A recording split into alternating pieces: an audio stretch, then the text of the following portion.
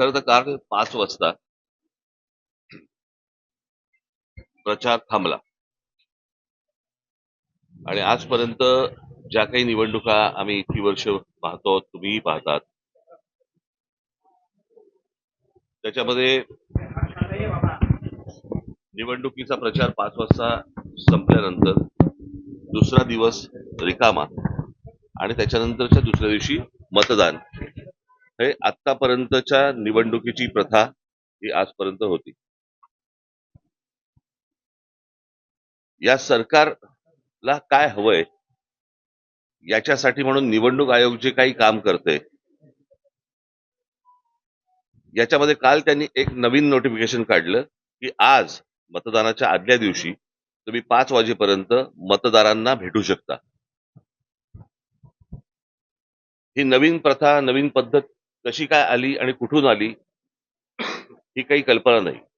आणि आजच कशी अचानक आली, जी विधानसभेला का नव्हती, जी लोकसभेला का नव्हती, जी अगोदरच्या कुठच्याही निवडणुकांना का नव्हती, ही आत्ता कशासाठी आली. आणि त्याच्यात त्यांनी सांगितलं की तुम्ही मतदारांना जाऊन भेटू शकता, पण पत्रकं वाटू शकत नाही.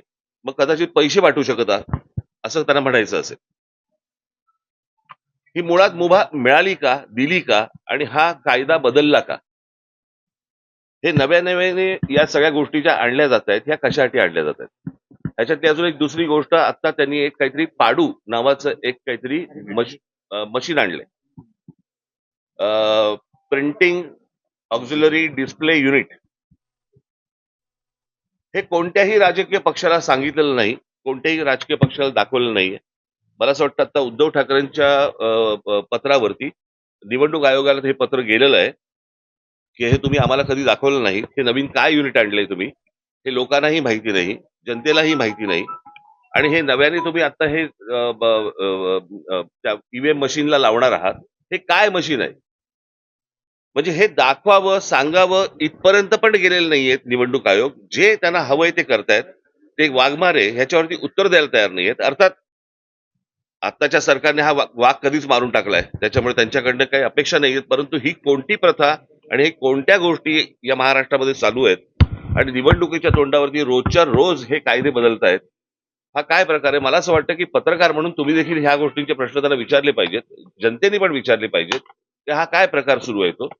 आणि म्हणजे सरकारला जी गोष्ट हवी आहे ती गोष्ट करून देण्यासाठी म्हणून निवडणूक आयोग आहे का, त्यांना ज्या काही सुविधा हव्या आहेत आता सरकारला त्याच्यासाठी म्हणून आता निवडणूक आयोग काम करतंय का, हा आमचा सगळ्यात महत्वाचा प्रश्न आहे.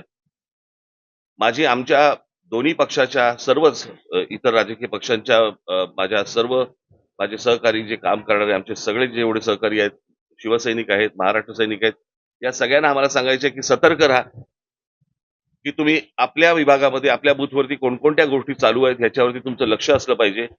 हे आत्ता जे सत्ताधारी पक्ष आहेत ह्यांचे जे उमेदवार जे लोकांकडे जात आहेत त्यांच्यावरती लक्ष ठेवा, हे कुठे काय पैसे वाटतायत. कारण आता अनेक रील्स ही आता बाहेर आलेली आहेत, तुमच्या मार्फतही अनेक गोष्टी बाहेर आलेल्या आहेत की याच्यामध्ये कशा प्रकारे पैसे वाटले जात आहेत. भारतीय जनता पक्षाच्या आणि शिंदेच्या त्या पॅम्पलेटच्या आतमध्ये 5,000-5,000 रुपये टाकून ते पैसे वाटले जात आहेत. त्यातल्या आनंदाच्या अनेक काही गोष्टी आहेत की ज्याच्यामध्ये लोक नाकारतात पण आहेत, ही पण एक आनंदाची गोष्ट आहे. परंतु या सगळ्या गोष्टींसाठी हारलेली गोष्ट परत पुरात जिंकण्यासाठी म्हणून निवडणूक आयोग सरकारला मदत करतंय, हे हा आमचा निश्चित आरोप आहे निवडणूक आयोगावरती. आणि मला असं वाटतं की जनतेने आणि शिवसेना आणि महाराष्ट्र नवनिर्माण सेनेच्या पक्षातल्या सर्व आमच्या सहकाऱ्यांना महाराष्ट्र सैनिकांनी आणि शिवसैनिकांनी सतर्क राहावं, एवढंच फक्त सांगण्यासाठी आज तुमच्यासमोर आलो. निवडणूक आयुक्तांना या संदर्भात आम्ही स्पष्टपणे विचारलं गेलं होतं. काल आम्ही निवडणूक आयुक्तांना काल हे बोलता तुम्ही कॅमेरामन जर गप्प बसलात तर बरं होईल. काल आम्ही निवडणूक आयुक्तांना हाच प्रश्न विचारला की तुम्ही 5 नंतर बरोबरी का प्रचाराला वेळ देत आहात. वारंवार विचारला गेल्यानंतर तर त्यांनी कुठल्याही प्रकारचं उत्तर देण्यात आलं होतं. परंतु शेवटी त्यांनी सांगितलं की हा जुनाच नियम आहे आणि आम्ही आता तो नाही, पण या निवडणुकीला का, ही गोष्ट विधानसभेला का नाही, ही गोष्ट लोकसभेला का नाही आली. या निवडणुकीला असं काय वाटलं की तो जुना नियम परत बाहेर काढावा.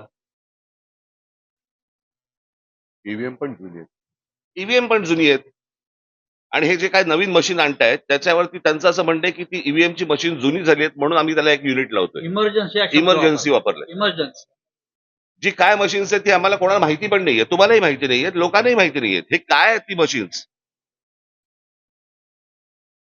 म्हणजे काय प्रकारचं राजकारण महाराष्ट्रामध्ये सुरू आहे आणि काय प्रकारच्या निवडणुका महाराष्ट्रामध्ये सुरू आहे, मला असं वाटतं की ही गोष्ट सर्वांनी लक्षात घेण्यासारखी आहे, घेतली पाहिजे आणि आमच्या लोकांनी सतर्क राहावं एवढंच फक्त मला साहेब, सांगायचं. 2012चा परिच्छेद त्यांनी वाचून दाखवला. पत्रकार परिषदेत मला असं वाटतं ह्याचं उत्तर दिलं ना मी, याच प्रश्नाचं उत्तर दिलं ना मी आता. त्यांनी 2012 मी परत त्याने हाच प्रश्न विचारला ना, तेच प्रश्न नका विचारू, नवीन काय असेल ते. परंतु त्या व्यतिरिक्त करण्यासारखं काय आता तुम्ही निवडणूक आयोगाला मागणी नेमकी काय करता डिस्कनेक्ट करण्याच्यावर तुम्ही नाही अहो प्रश्न अर्थातच ना हे कोटचं मशीन आहे, हे दिसतं कसं, यातनं काय होतं हे तुम्हाला साधी गोष्ट आहे. ईव्हीएमचं मशीन असतं, तिथे तुम्ही त्या बूथवरती लोकांना बोलवता, सर्व राजकीय पक्षाच्या लोकांना बोलवता, बटन दाबायला सांगता, त्यांना सांगता की क्लिअर आहे, बरोबर की नाही, दाखवता की नाही, हे आतापर्यंतची प्रथा आहे. हे नवीन मशीन जे आलंय हे राजकीय पक्षांना दाखवावं असं पण नाही वाटलं.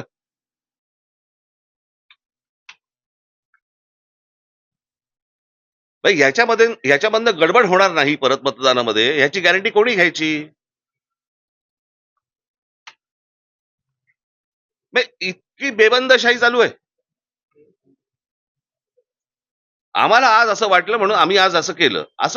ही कुठची लोकशाही चालू आहे, ही कोणत्या निवडणुका सुरू आहेत.